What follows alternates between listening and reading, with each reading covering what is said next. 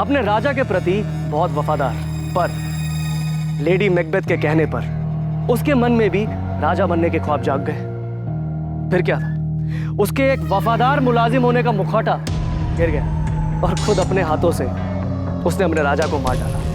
अब सोचने वाली बात यह है कि शायद मैकबेथ को यह खुद नहीं पता था कि उसके वफादारी के मुखौटे के पीछे एक दगाबाज शख्स है।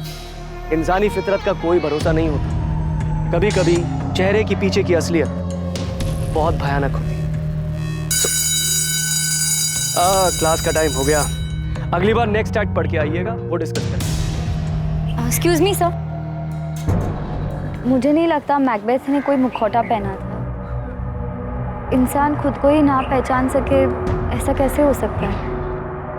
मुझे लगता है मैकबेथ ने ये सब उसकी बीवी के प्रभाव में आकर किया था।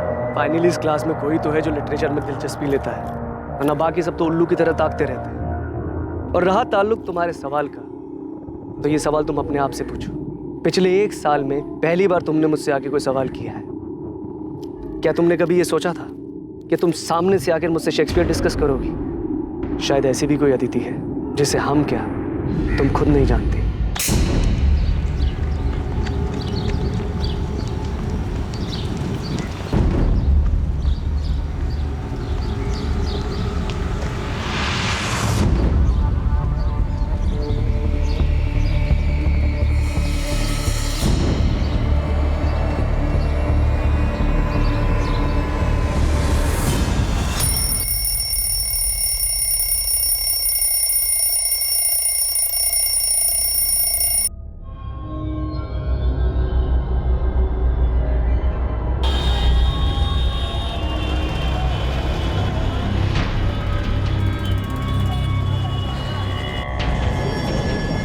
फिर से वही सपना देखा?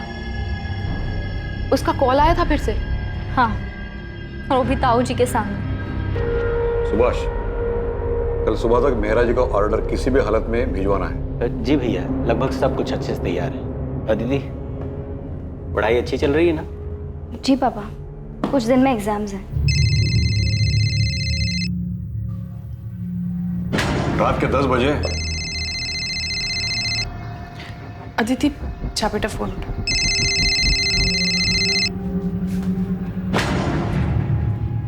Hello hello. नहीं नहीं नहीं, कुछ नहीं चाहिए हमें। मैंने कितनी बार बोला है, और आप प्लीज इतनी रात को कॉल मत कीजिए। अदिति, 1 महीना हो गया है अब, हर बार नए नए लैंडलाइन नंबर से कॉल्स आ रही हैं। और कितने नंबर ब्लॉक करेगी यार तू? लेकिन सिया। लेकिन क्या अदिति, शक्ल देख अपनी, हवाइयां उड़ी हुई हैं, रात को चैन से सो तक नहीं पाती है। ऐसा कब तक चलेगा यार? किसी और से नहीं तो एटलीस्ट अपने पापा से तो शेयर कर। हाँ बिल्कुल, ताकि वो सीधा जाकर ताऊ जी को बता दे, और फिर मेरी पढ़ाई, कॉलेज सब बंद। तो ताई जी को ही बता देना। नहीं बता सकती यार सिया। ताई जी और पापा को कोई बात पता हो और वो ताऊ जी को जाकर ना बताएं, ऐसा हो ही नहीं सकता। घर पे एक सामान यहाँ से वहाँ नहीं होता उनकी मर्जी के बिना। तो समझ नहीं रही यार, ये कमीना कॉलर हो कौन सकता है? मैं बता रही हूँ अदिति, ये कॉलेज का ही कोई लड़का है। सॉरी। क्या यार प्रतीक, 4 आंखें दी उसके बाद भी देख के नहीं चल सकता? I am sorry Aditi. Siya, it's okay Prateek, चुप कर सिया। क्यों डांट रही थी बेचारे को? शेक्सपियर ने कहा है, we know what we are and know not what we may be. मतलब हम खुद को जानते तो हैं, मगर पहचानते नहीं। वक्त और हालात उसे उसकी पहचान देते हैं, क्योंकि हालात की आंधी इंसान के इस बनावटी मुखौटे को उठा देती और उसे खुद से रूबरू कराती। अरे क्लास का समय हो गया, बाकी का ड्रामा क्लास में। चले अदिति, तुमने अभी तक अपना असाइनमेंट सबमिट नहीं किया? सर वो तुमने आज तक कभी लेट सबमिशन नहीं किया और इस बार तुम 4 दिन लेट हो। क्या हुआ, कोई प्रॉब्लम है? हाँ सर, एक्चुअली प्रॉब्लम तो है। नहीं नहीं सर, कोई प्रॉब्लम नहीं है। मैं 2 दिन में अपना असाइनमेंट सबमिट कर दूंगी। आर यू श्योर कोई प्रॉब्लम नहीं है? नहीं सर, कोई प्रॉब्लम नहीं है। Sorry for the delay. Okay.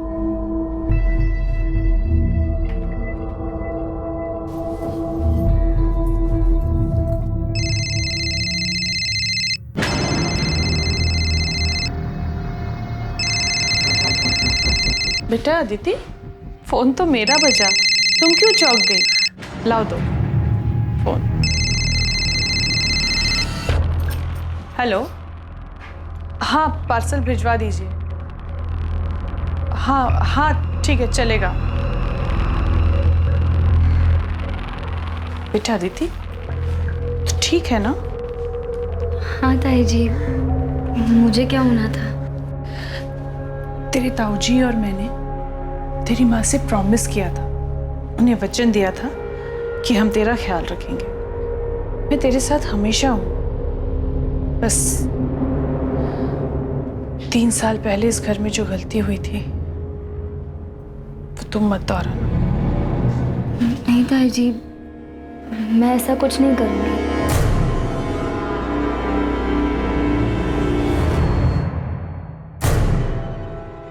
Thakur साहब मिले थे, वो अपने छोटे बेटे विकास के लिए लड़की ढूंढ रहे, आदिति के बारे में पूछ रहे थे। तो मैंने उन्हें आदिति की फोटो दिखाई जो उन्हें पसंद है। वो आदिति से मिलना चाहते हैं।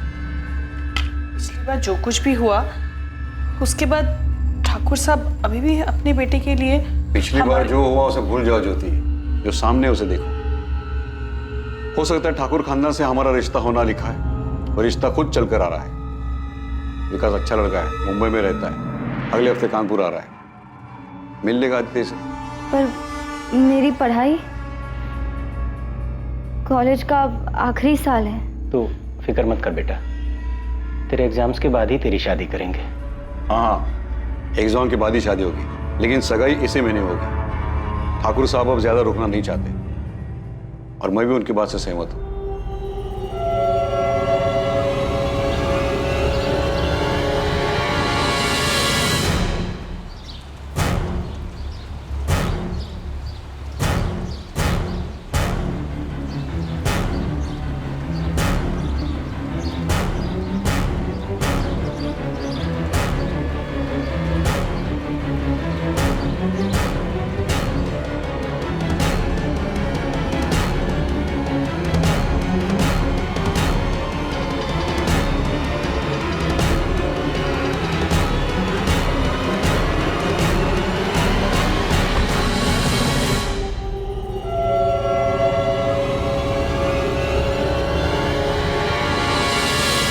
तू जानती तो है, ताऊजी के साथ कोई बहस नहीं कर सकता।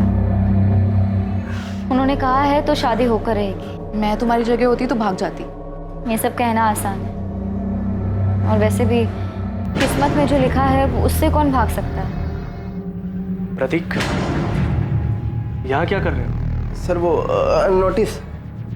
ये नोटिस 1 महीना पुराना है, अब पढ़ रहे हो उसे? तो वो मैंने देखा नहीं था, चलता हूँ सर मैं।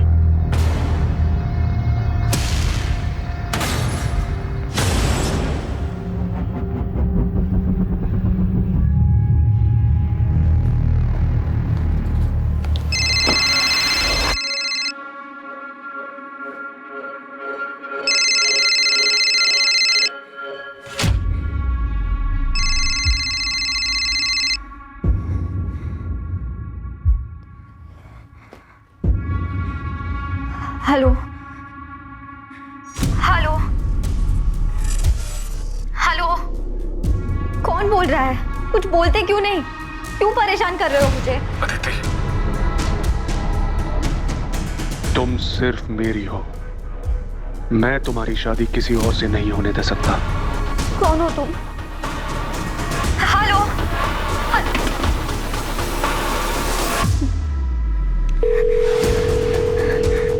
हेलो, हाँ अभी फिर से फोन आया था। इस बार धमकी दे रहा था कि किसी और से शादी नहीं करने देगा। अब बहुत हो गया, इस बार कुछ ना कुछ तो करना ही पड़ता है। मैं बाद में बात करती हूँ, बाय।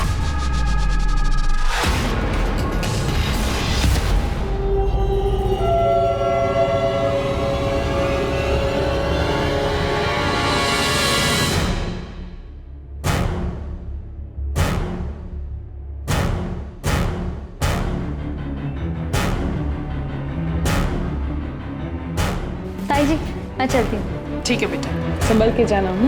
बाय। बाय।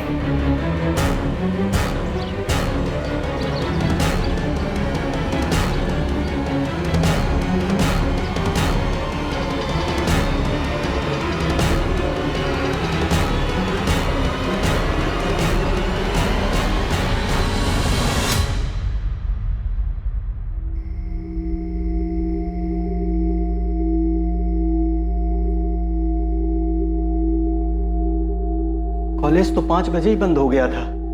पूरी कॉलोनी में देख के आ गया। पता नहीं ये अदिति कहाँ चली गई। भाभी, वो अदिति की सहेली है ना सिया, उसका नंबर है क्या आपके पास? नहीं, मेरे पास तो नहीं है उसका नंबर। अरे वो कोई बच्ची नहीं है जो राह चलते खो जाए। शायद हमने उसे ज्यादा आजादी देकर कुछ गलती की है। ये आप कैसी बातें कर रहे हैं? मैं अदिति को अच्छे से जानती हूँ, वो ऐसा कुछ भी नहीं करेगी। 3 साल पहले भी हम सब लोग यही कह रहे थे। आप कहाँ की बात कहाँ लेके जा रहे हैं? हमारी बच्ची गायब है, उसे ढूंढने के बजाय आप पुरानी बातें लेके बैठ गए। मुझे लगता है हमें पुलिस के पास जाना चाहिए। सुभाष, इतने जल्दी में फैसला लेना ठीक नहीं है। सुबह तक रुकते, पुलिस के पास जाएंगे तो बात बढ़ेगी। पर भैया सुबह तक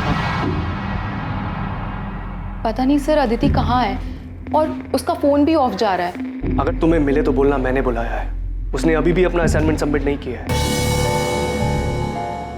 किसी के साथ किसी तरह के झगड़े का सवाल ही नहीं है। हम तो गारमेंट मैन्युफैक्चरर है, सीधा साधा कारोबार है। आप लोगों के पास अदिति के किसी दोस्त का नंबर कैसे नहीं? कभी जरूरत ही नहीं पड़ी सर। दरअसल मेरी बेटी बहुत सीधी सादी है, उसके कोई खास दोस्त भी नहीं है। बस पढ़ाई करती रहती है, घर से कॉलेज, कॉलेज से घर, इसके अलावा कहीं आना जाना नहीं होता। पर इस बार कहीं तो गई है वो। वैसे वो कॉलेज कैसे आते जाती थी? मतलब खुद की गाड़ी थी? नहीं सर, ऑटो से आती जाती थी।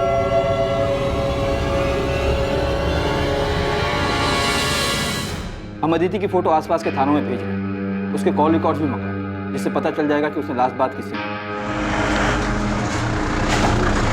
कल 3 सितंबर को अदिति कॉलेज ही नहीं आई थी? जी नहीं, पिछले कुछ दिनों से ना वो थोड़ी सी परेशान लग रही थी। मैंने उससे पूछा भी था कि कोई दिक्कत है, उसने बताया ही नहीं। शायद उसकी दोस्त सिया को पता हो, शायद उसे कुछ बताया हो।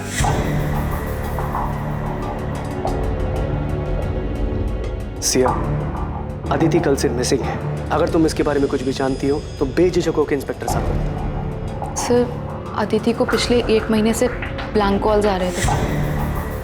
क्या? हाँ सर, और उसने इस बारे में अपने घर पे किसी को कुछ भी नहीं बताया था, क्योंकि उसके घर वाले बहुत पुराने ख्यालात के हैं। पर सिया, जब मैंने तुम लोगों से पूछा था कि ऐसी कोई दिक्कत है तो कम से कम मुझे तो बताना चाहिए था। सिया, कोई अंदाजा ऐसा कौन कर सकता है? कॉलेज का कोई हो सकता है? हाँ सर, मुझे भी ऐसा ही लगता है। इनफैक्ट मैंने अदिति को कई बार बोला था कि कोई कॉलेज का ही होगा। तुम उसकी दोस्त हो, हमेशा उसके साथ रहती। कुछ तो नोटिस किया होगा तुमने कि अदिति को कोई लड़का लाइक करता हो, उसके आसपास घूमता हो। नहीं सर, अदिति ज़्यादा लड़कों से बातचीत नहीं करती थी। इनफैक्ट वो किसी से भी ज़्यादा बातचीत नहीं करती थी। विनीत जी, मुझे क्लास के सारे स्टूडेंट से बात करनी होगी, शायद उन्होंने कुछ देखा हो, और क्लास के सारे स्टूडेंट की नेम लिस्ट चाहिए। जी।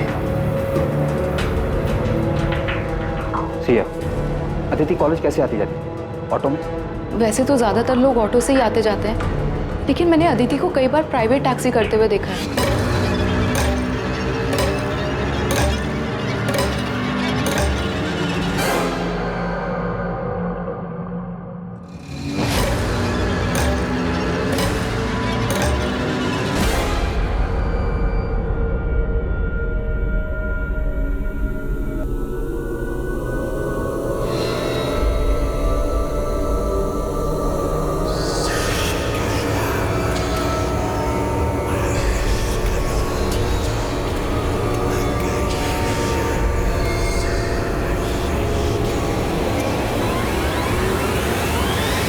कोई उसे कॉल करके तंग कर रहा था तो उसे हमें बताना चाहिए था। मेरी गलती है, मैं ही शायद उसका ठीक से ध्यान नहीं दे पाया। मैंने देखा था, जब भी उसका फोन बजता था वो चौंक जाती थी। मुझे लगा शायद वो अपनी... आप कह रहे थे कि आप अदिति की कॉल रिकॉर्ड्स निकलवाने वाले हैं, उससे कुछ पता चला? कॉल रिकॉर्ड कल तक आएंगे जगमोहन जी। तब तक हम आपके घर के आसपास चलने वाले ऑटो और टैक्सी वालों से बात कर रहे हैं, लेकिन अभी तक अदिति को किसी ने पहचाना नहीं है। वैसे अदिति की फ्रेंड सिया का कहना है कि वो अक्सर प्राइवेट टैक्सी से आती जाती है।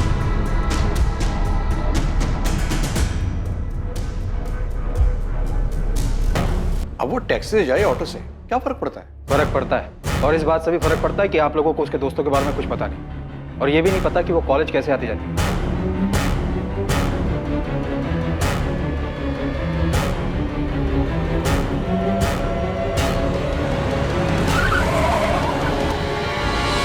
हमारी गलती है, पर वो ब्लैंक कॉलर वाली बात से मुझे बहुत डर लग रहा है। आप प्लीज मेरी बेटी को ढूंढ दीजिए।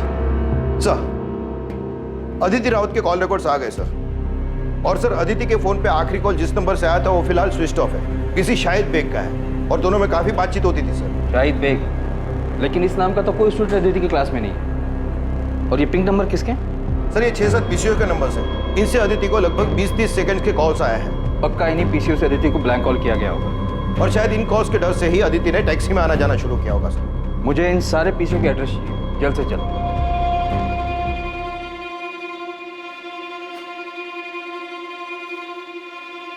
सुभाष, मैं जानता हूं तुम पर क्या बीत रही है। मेरा रवैया सख्त है, इसका यह मतलब नहीं कि अदिति की मुझे परवाह नहीं। और मेरी भी तो बच्ची है। गलती मेरी है भैया, मैं उसे समझ नहीं पाया। उसकी मां की मौत के बाद मुझे उसका ज्यादा ख्याल रखना चाहिए। उसे बोलने तक का मौका नहीं दे। अगर ऐसा करते तो शायद वो उन ब्लैंक कॉल्स के बारे में बता देते। मैंने शायद उसे पहचानने में भूल कर दी, उस पर शक किया। मुझे लगा वो भी हमें धोखा देकर भाग गई, लेकिन मैं किसी भी हालत में उसे घर वापस लाकर ही रहूंगा। तब ये रोड का पीसीओ है। अब 4 घंटे पहले कौन आके गया मुझे याद नहीं है। हाँ साहब, सीसीटीवी लगवाया ना। आजकल क्या मालूम कब जरूरत पड़ जाए। ये तारीख है, इस टाइम के बीच के सारे सीसीटीवी फुटेज चाहिए मुझे सर। 6 पीसीओ में से सिर्फ 2 जगह सीसीटीवी। और सर एक पीसीओ से 21 अगस्त को कॉल आया था अदिति को रात को 11:15 बजे।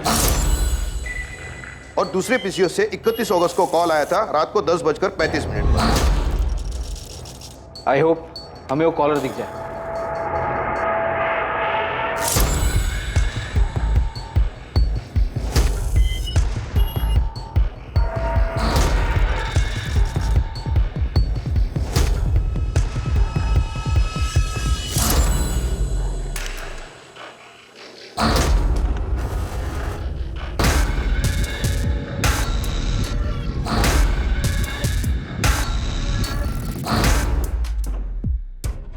पूरे फुटेज में शक्ल तो नजर ही नहीं आ रही, सिर्फ पीठ नजर आ रहा है। काफी शातिर मालूम पड़ता है।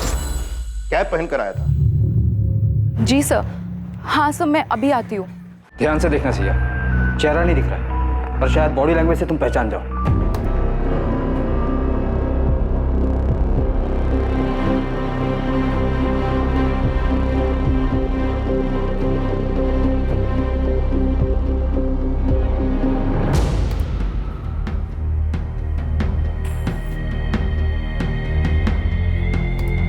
सर ये आदमी बार बार अपनी रिस्ट वॉच एडजस्ट कर रहा है। सर ये आदत तो ये आदत हमारे प्रोफेसर विनीत की है। मैं कॉलेज का प्रोफेसर हूँ, कोई सड़क छाप रोमियो नहीं हूँ। आपको क्या लगता है मैं एक लड़की को ऐसे परेशान करूंगा? सर आप लोग गलत कर रहे हैं। मैंने कुछ भी नहीं किया, फिर आप मुझे कैसे लेकर आ सकते हैं? तुम्हारे फोन के लोकेशन डिटेल्स देखे हमने। अदिति को जिस पीसीओ से जिस टाइम पर ब्लैंक कॉल किया गया, उसी जगह उसी टाइम तुम्हारा फोन भी मौजूद था। सर ऐसा हो ही नहीं सकता। मैं हमेशा अपना फोन घर पे। मैकबेथ अपने राजा के प्रति बहुत वफादार, पर लेडी मैकबेथ के कहने पर उसके मन में भी राजा बनने के ख्वाब जाग गए। फिर क्या था, उसके एक वफादार मुलाजिम होने का मुखौटा गिर गया और खुद अपने हाथों से उसने अपने राजा को मार डाला। अब सोचने वाली बात यह है कि शायद मैकबेथ को यह खुद नहीं पता था कि उसके वफादारी के मुखौटे के पीछे एक दगाबाज शख्स है। इंसानी फितरत का कोई भरोसा नहीं होता। कभी कभी चेहरे के पीछे की असलियत बहुत भयानक होती है। क्लास का टाइम हो गया। अगली बार नेक्स्ट एक्ट पढ़ के आइएगा, वो डिस्कस करेंगे। एक्सक्यूज मी सर, मुझे नहीं लगता मैकबेथ ने कोई मुखौटा पहना था। इंसान खुद को ही ना पहचान सके, ऐसा कैसे हो सकता है? मुझे लगता है मैकबेथ ने ये सब उसकी बीवी के प्रभाव में आकर किया था। फाइनली इस क्लास में कोई तो है जो लिटरेचर में दिलचस्पी लेता है, वरना बाकी सब तो उल्लू की तरह ताकते रहते हैं। और रहा ताल्लुक तुम्हारे सवाल का, तो ये सवाल तुम अपने आप से पूछो। पिछले 1 साल में पहली बार तुमने मुझसे आके कोई सवाल किया है? क्या तुमने कभी ये सोचा था कि तुम सामने से आकर मुझसे शेक्सपियर डिस्कस करोगी? शायद ऐसी भी कोई अदिति है जिसे हम क्या तुम खुद नहीं जानती। वो बहुत शांत स्वभाव की थी, बाकियों से बिल्कुल अलग। मैं उसे करीब से पढ़ना चाहता था, जानना चाहता था।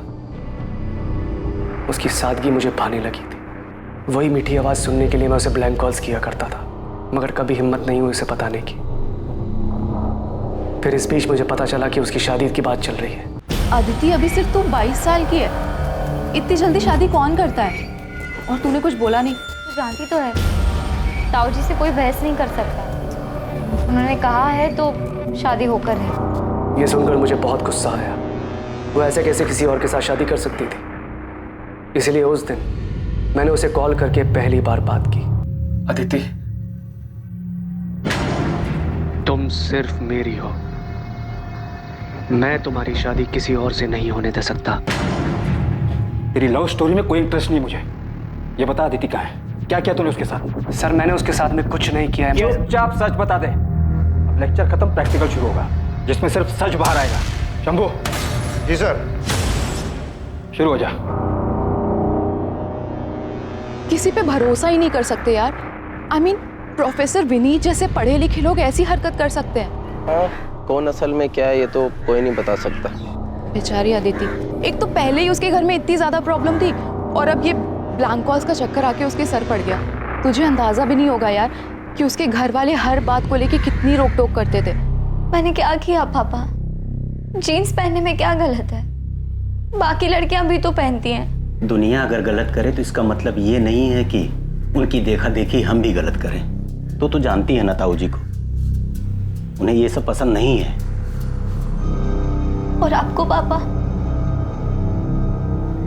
मैं जानती हूँ पापा, नाम सिर्फ ताऊ जी का आता है पर आपकी सोच भी उनसे कुछ अलग नहीं है। ऐसी बात नहीं है बेटा। हम जिस समाज में रहते। पापा आप भी उन्हीं की तरह हैं, समाज की तरह, जो हर वक्त बस लड़कियों पर पाबंदियां लगाने के लिए और उन्हें हर बात के लिए जिम्मेदार ठहराने के लिए खड़े होते हैं।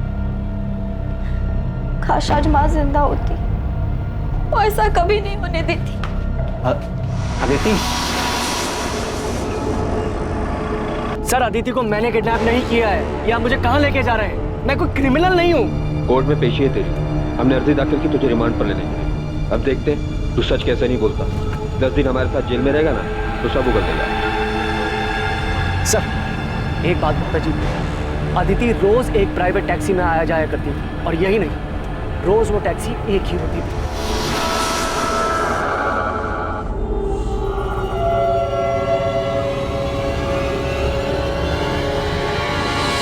प्राइवेट टैक्सी, मालिक सबका एक है। देख प्रोफेसर, तू बच्चों को भले ही कुछ भी पढ़ाता हो, यहाँ हमें पढ़ाने की कोशिश मत करना। सर मैं सच बोल रहा हूँ। अक्सर कॉलेज खत्म होने के टाइम पर मैं गेट पे खड़ा रहता था अदिति को जाते हुए देखने के लिए। तब मैंने कई बार देखा वो व्हाइट कलर की प्राइवेट टैक्सी में ही जाया करती थी। शायद मेरा ध्यान हमेशा अदिति पर था, इसलिए इस बात पर कभी ध्यान नहीं गया। काफी झूठ बोल रहा है प्रोफेसर। कहानियां सुनाने में माहिर है सर। एक लीड मिली है, चेक तो करना पड़ेगा। 4 दिन हो गए अभी तक अदिति अपने घर वापस नहीं लौटी। और वैसे भी प्रोफेसर विनीत के कॉल रिकॉर्ड साफ है। तुम खबरी आसिफ से बात करो, बोलो कि एक व्हाइट कलर की प्राइवेट टैक्सी है जिस पर मालिक सबका एक है लिखा हुआ है, उसके बारे में पता करें। जी सर। आसिफ को बोलना कि कॉलेज के आसपास पता करें, टैक्सी रोज वहीं जाती है।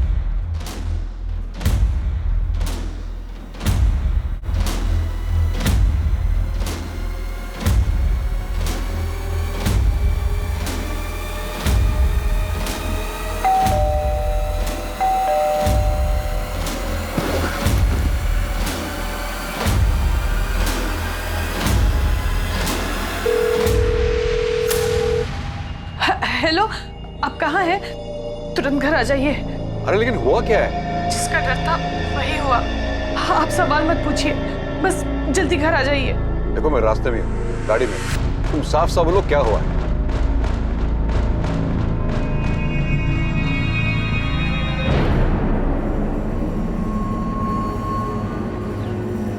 सर ये गंगा शंकर टैक्सी मालिक। पर ये टैक्सी मेरी है, लेकिन मैं इसे किराए पर देता हूँ। इसका ड्राइवर शाहिद बेग। शाहिद बेग? कहाँ मिलेगा ये शाहिद बेग? अब ये तो पता नहीं। 3 सितंबर को आया था यहाँ, टैक्सी की चाबी वापस कर रहे हैं हमेशा के लिए। सेठ जी आपकी चाबी। ऐसे अचानक क्या हुआ? कोई दिक्कत है? नहीं सेठ जी, मैं सब कुछ और करना चाहता हूँ, यहाँ से दूर। दूर मतलब अपने गांव जा रहे हो? नहीं, मुंबई। ये बोलकर वो चला गया और उसके बाद मेरी उससे कोई बातचीत नहीं हुई सर। शाहिद का कोई एड्रेस है आपके पास? शायद वहाँ से कुछ पता चले। हाँ, शायद जिस बस्ती में रहता है वहाँ का एड्रेस है मेरे पास। सर, अदिति के फोन पे आखिरी कॉल किसी शाहिद बेग का ही था। ये वही होगा। नंबर क्रॉस चेक करो। अदिति और शाहिद में देर रात तक लंबी बातें होती थी, पर यह समझ में नहीं आ रहा है कि अदिति एक टैक्सी ड्राइवर से इतनी क्यों बात करें? साहब ये रहा शाहिद का पता हुआ उसका फोन नंबर।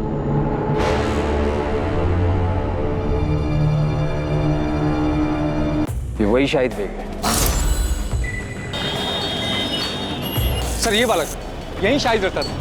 2 साल पहले उसने ये घर मुझसे किराए पे लिया था। आइए सर।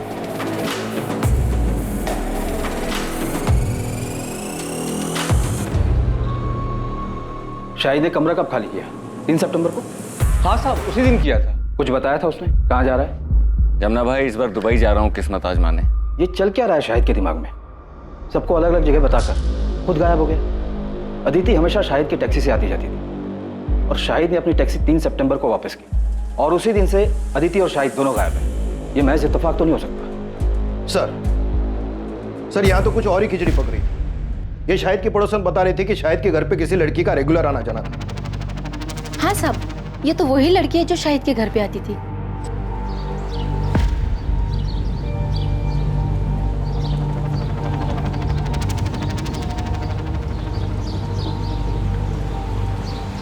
साहब ये लड़की का और शाहिद का चक्कर चल रहा था। पर साहब एक बात बोलूं, ये दोनों साथ में बहुत खुश दिखते थे और ये लड़की तो शाहिद को बहुत प्यार करती थी साहब। खुशी खुशी उसके घर का सारा काम कर लिया करती थी।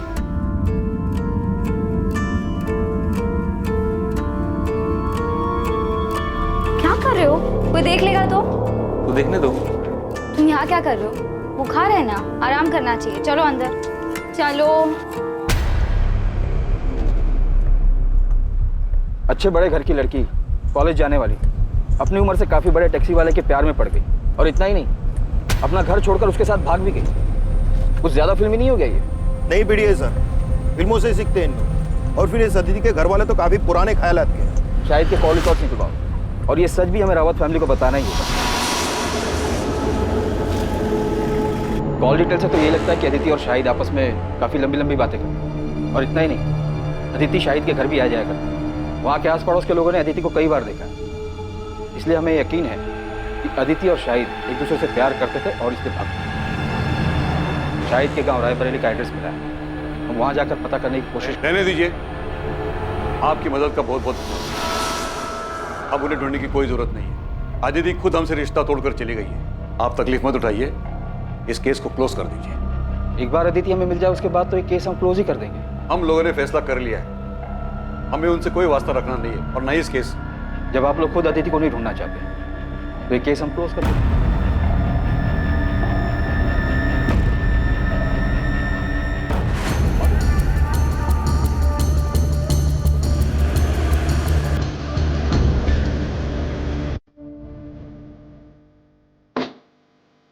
सर इस तरफ आइए, दिखाता हूं आप।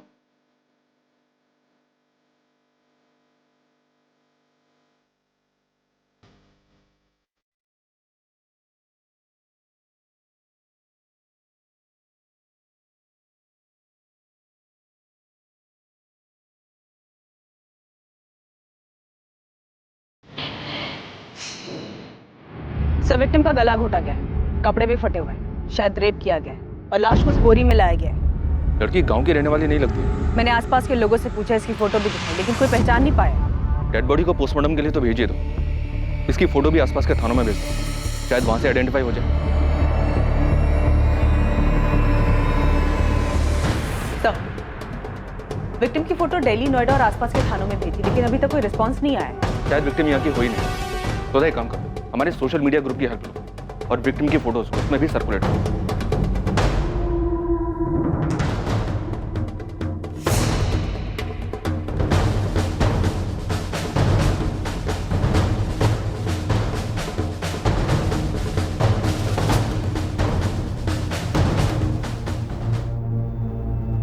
सोनाली, अरे कहाँ हो भाई? लेट हो रहा है यार, मुझे जल्दी लाओ। हाँ बस 5 मिनट, आपका टिफिन रेडी है।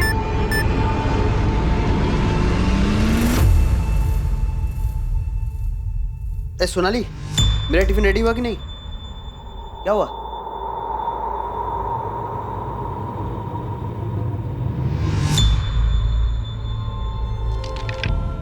डेथ गला दबाने की वजह से हुई है। रेप? विक्टिम सेक्सुअली एक्टिव थी। अंदरूनी जांच के बाद ऐसा लगता है कि रेप नहीं हुआ है, लेकिन हाँ, हाथ में और पीठ पे जिस तरीके के खरोच के निशान हैं, उससे लगता है शायद ज़बरदस्ती करने की कोशिश ज़रूर की गई थी। और जब कोशिश में वो कामयाब नहीं हो पाया तो गुस्से में आकर उसने इसे मार डाला। डॉक्टर, इसका मर्डर कब हुआ होगा? लगभग 24-25 घंटे पहले। 24-25 घंटे पहले, मतलब 11 सितंबर की रात को।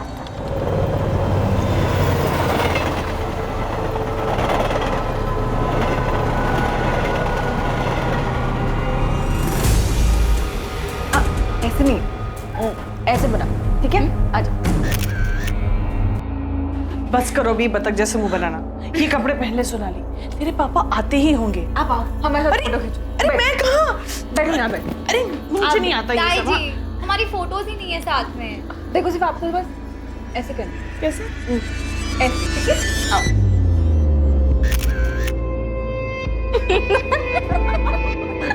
बहुत शैतान हो गया तुम। अगली बार ना अब ताई जी के लिए भी ऐसी ड्रेस लेके आना। चुप बेशरम। आओ, एक और फोटो।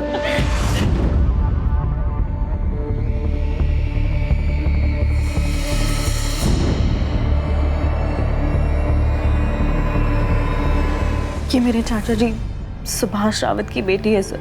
हमारा घर कानपुर में है। अदिति वहीं रहती थी। आपने अपनी फैमिली को इन्फॉर्म कर दिया? नहीं सर, हिम्मत नहीं उन्हें फोन करने की। पिछले 3 सालों से कोई बातचीत नहीं है हम लोगों के बीच में, क्योंकि मैंने भागकर भानु से शादी की थी। वो आखिरी बार था जब मैंने उसे देखा था। आप हमें अपना कानपुर का एड्रेस दे दीजिए और अपने घर वालों के फोन नंबर्स, हम इन्फॉर्म कर देंगे।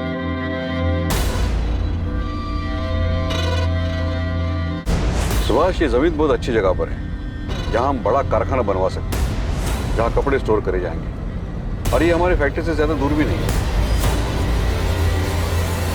सुभाष, थोड़ा ध्यान कहाँ है? भैया वो नहीं, वो बस दिल पर अच्छे बुरे का बोझ मत रखो। हमने कुछ गलत नहीं किया है। जो भी कुछ हुआ है उसके लिए आदित्य खुद जिम्मेदार है। इसके बारे में बात करना भी फिजूल है। जो हुआ उसे भूल जाए।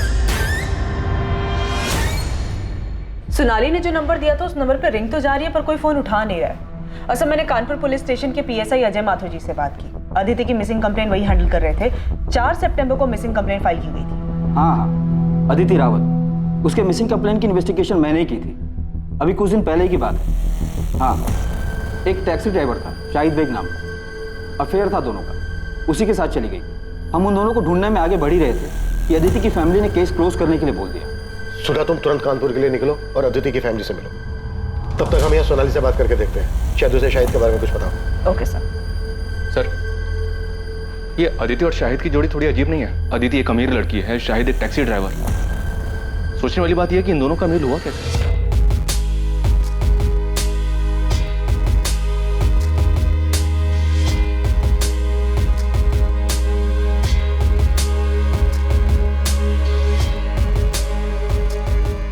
आइए मैडम, बैठिए।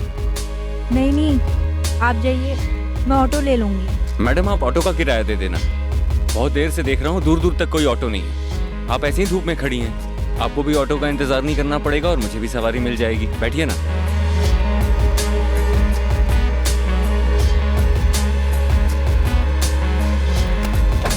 ये उनकी पहली मुलाकात थी। मतलब तुम अदिति के रेगुलर टच में? हाँ सर, अभी इसी साल हमारी बातचीत शुरू हुई थी। घर से भागने के बाद बड़ी हिम्मत करके मैंने उसे फ़ोन किया था। उसने घर पे किसी से नहीं बताया था कि हम लोगों के बीच में बात होती, क्योंकि मेरे पापा यानी अदिति के ताऊजी बहुत ज़्यादा स्ट्रिक्ट हैं सर, और कोई उनकी मर्जी के खिलाफ जाए ये उनको बिल्कुल पसंद नहीं था। सोनाली, तुमने लव मैरिज की थी, कोई गुनाह नहीं किया था। लेकिन सर, मेरी पापा की नज़रों में ये किसी गुनाह से कम नहीं है। अदिति एक पढ़े लिखे रईस परिवार से थी। ये समझ में नहीं आ रहा है कि वो एक टैक्सी वाले के प्यार में कैसे आ गई। सर, ये बात मुझे भी बहुत अजीब लगी थी। मैंने पूछा भी था उससे सर। दीदी, शाहिद भी अक्सर यही कहता है कि रूप की रानी सड़कों के राजा की लव स्टोरी है हमारी। मुझे यकीन है कि हमारा मिलना लिखा था।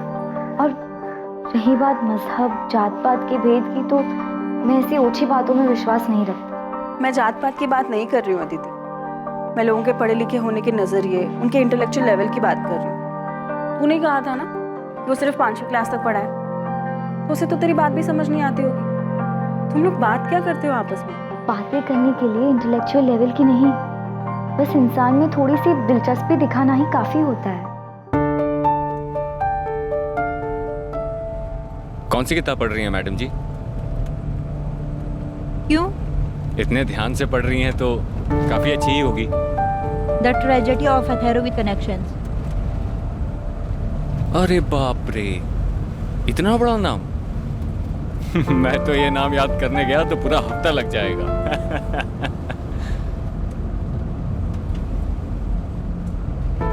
मुझे भी किताबें पढ़ने का शौक था बचपन में, लेकिन वो अरमान कभी हकीकत नहीं बन पाया। क्यों? अब्बा का इंतकाल हो गया था बचपन में। इससे पहले कि कुछ समझ पाता, कंधे से स्कूल बस्ता हटाकर सर पे बोझ डाल दिया गया। घर चलाने के लिए अम्मी की मदद करनी थी, तो तब से लेकर अभी तक वही करता चला आ रहा हूँ। मतलब उसने तुझे अपनी दुख भरी कहानी सुनाई और तेरा दिल पिघल गया? मैंने उस पर तरस खाकर उसे पसंद नहीं किया है, बल्कि उसके आने से मुझे पहली बार कोई ऐसा मिला जो बिना किसी मतलब के, बिना किसी उम्मीद के मुझ में दिलचस्पी दिखा रहा है, जो मुझे वक्त देना चाहता है, मुझे सुनना चाहता है। और दीदी आपको पता है, शाहिद बहुत ही जिंदा दिल इंसान है। ना कुछ हुआ है उसके साथ, मगर फिर भी हंसता रहता है और हमेशा मुझे हंसाने में लगा रहता है।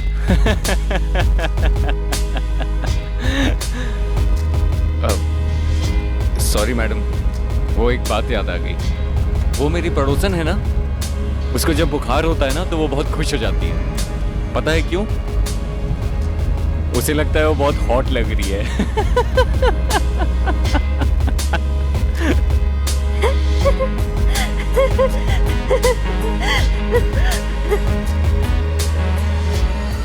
टैक्सी में आते जाते दोनों के बीच प्यार हो गया और बात यहाँ तक आगे बढ़ गई कि दोनों ने भागकर शादी कर ली। सर यही बात मुझे भी परेशान कर रही थी। और मुझे नहीं लगा था वो घर से भागकर शाहिद से शादी कर लेगी। क्यों? ऐसा क्या हुआ?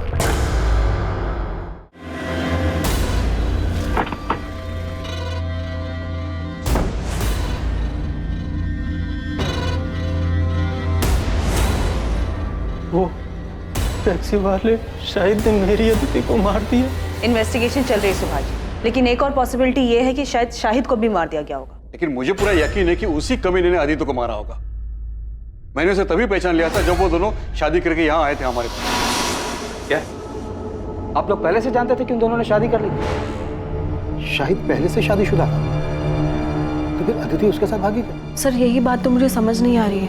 अदिति ने कहा था कि शाहिद ने उसके साथ धोखा किया है। शाहिद ने मुझे धोखा दिया है दीदी। मैं उसके लिए सब कुछ छोड़ने को तैयार थी, उसने मुझे अंधेरे में रखा। छोड़ो, काम करने दो। सारा सामान यहाँ वहाँ फेंक कर रखा है, इसीलिए बीमार पड़े थे तुम। हाँ तो ये बीमारी की तो मेहरबानी है जो तुम मेरे गरीब खाने में आई। हाँ बस हाँ, अब ठीक से सफाई करने दो। ठीक से साफ सफाई नहीं होगी तो वापस बीमार पड़ जाओगे।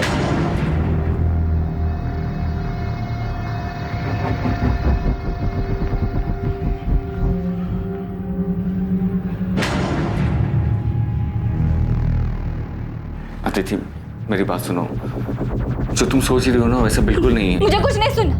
मैंने पहली बार किसी पर भरोसा किया, दिल से सच्चा प्यार किया, और तुमने बदले में मुझे क्या दिया? तुमने मेरा भरोसा तोड़ दिया। अदिति सुनो मेरी बात सुनो। अदिति अदिति पिछले 1 महीने से मेरी अदिति से बात नहीं हो पाई थी सर, इसीलिए इस सब के बाद उन दोनों के बीच क्या हुआ मुझे नहीं पता सर। पर अदिति की बातों से ये जरूर लगता था कि वो शाहिद से बहुत ज्यादा प्यार करती है। कौन सा प्यार? साफ साफ दिख रहा है कि उसने अपनी चिकनी चुपड़ी बातों में अदिति को फंसाया और भगाकर शादी करके ले आया हमारे पास। उसने सोचा कि शादी करेंगे तो हम कुछ बोलेंगे नहीं और वो घर जमाई बन के बैठेगा। कब आए थे यहाँ मिलने के लिए? गायब होने के 5 दिन पहले, मतलब 8 सितंबर को। जी, अदिति आशीर्वाद लेने आई थी शाहिद के साथ। मेरी तो कुछ समझ में नहीं आया, इसलिए मैंने तुरंत इन्हें फोन किया। देखो मैं रास्ते में हूँ, गाड़ी में। तुम साफ साफ बोलो क्या हुआ है? अदिति आई है शादी करके। मुझे तो कुछ समझ ही नहीं आ रहा था कि मैं क्या करूं। अदिति, ये सब क्या नाटक है? क्या चल रहा है? ये कौन है लड़का? जी मैं शाहिद बेग, टैक्सी चलाता हूँ। हम दोनों एक दूसरे से बहुत प्यार करते हैं और नई जिंदगी शुरू करने से पहले आप लोगों का आशीर्वाद चाहते हैं। मैं आपसे वादा करता हूँ कि मैं आपकी बेटी को बहुत खुश रखूंगा। पापा प्लीज एक बार मेरा साथ दे दीजिए पापा। सच में शाहिद से बहुत प्यार करती हूँ। इतना बड़ा कदम उठाने से पहले कम से कम एक बार तो बता देती। तेरे ताऊ जी को पता चला ना तो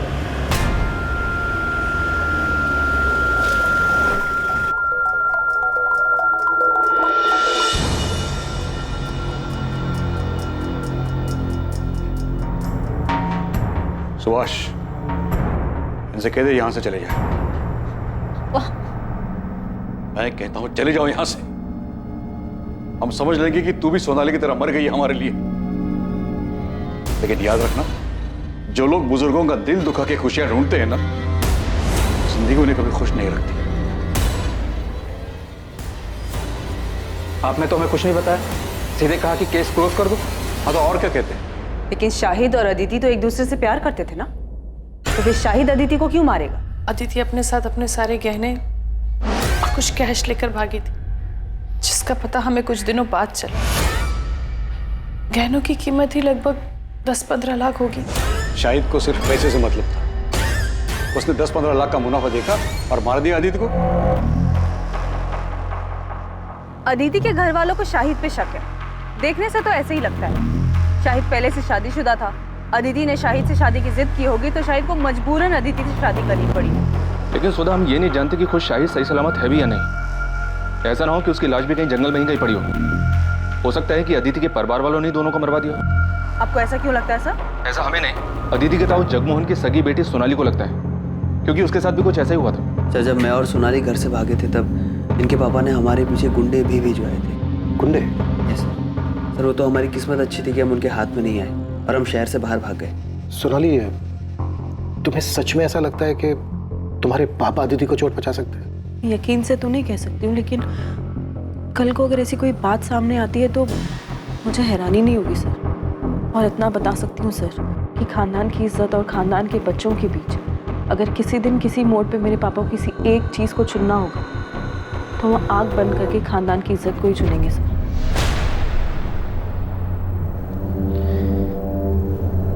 अदिति की बॉडी कल सुबह मिलेगी। अदिति ने भले ही अपने औलाद होने का फर्ज ना निभाया, लेकिन हम तो बड़े हैं, हमें अपना फर्ज निभाना ही होगा। उसका अंतिम संस्कार करना। इंसान वही होता है जो दूसरों की गलतियों से कुछ सीखे, लेकिन लाख समझाने के बावजूद भी अदिति ने वही गलती दोहराई। उसे वही मिला जो उसने बोया।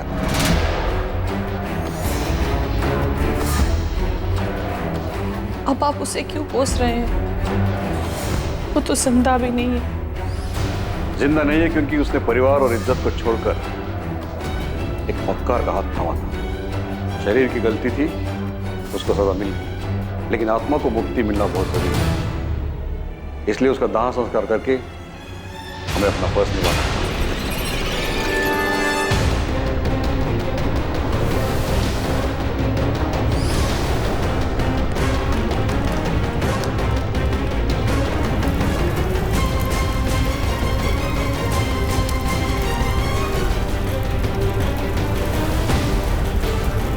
हमें सबसे पहले ये पता लगाना है कि इस वक्त शाहिद कहाँ है। ये सबके पीछे उसी का हाथ है या फिर वो खुद एक विक्टिम?